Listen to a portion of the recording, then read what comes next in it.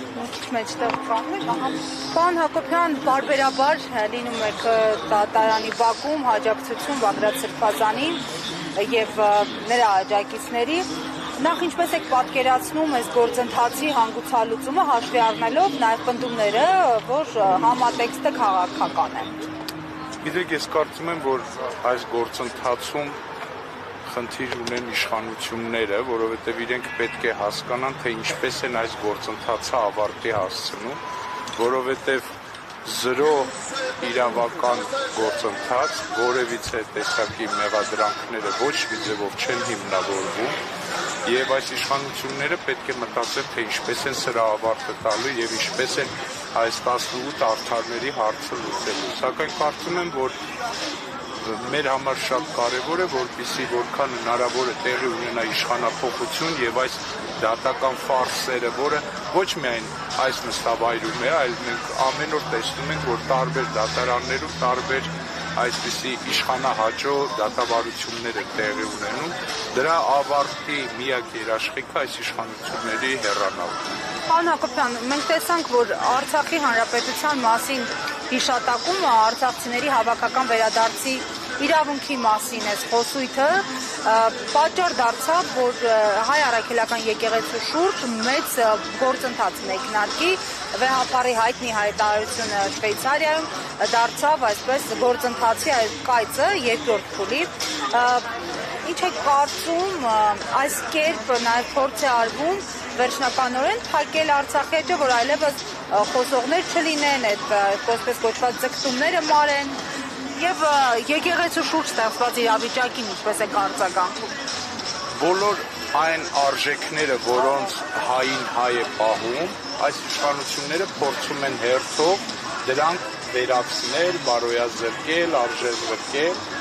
Արցախի հանձնումից հետո բնականաբար պետք է նաև ավարտին հասցնել Արցախի մասին ընդհանրապես խոսույթը, որ այս իշխանությունների ամենագլխավոր նպատակներից մեկն է կարծես թե, եւ նրանք տարբեր ոչ հիմնավորված մեկնաբանություններով ուզում են մեզ ապացուցեն, որ Արցախը այնուամենայնիվ մեր համար վտանգ է եղել, ոչ թե պաշտպանության վահան։ Հաջորդ եւ ոչ կարևոր հանգամանք է նաև հայ առաքելական եկեղեցու դեմ սկսված այս արշավը, որը նույնպես հայ ազգի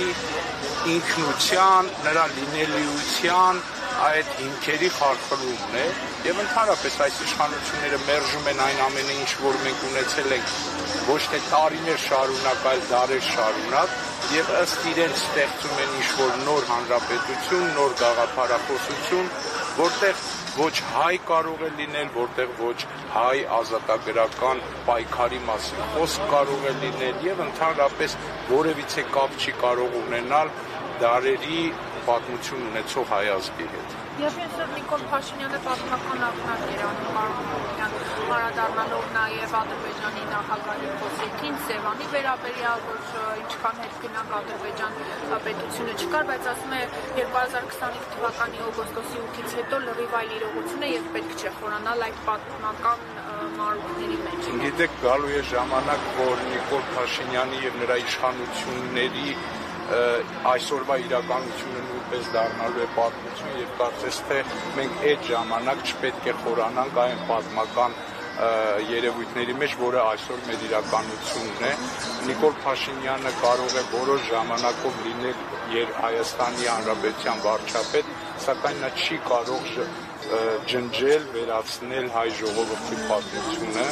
եւ ուղղակի ինչ որ ձևով ցանկանալ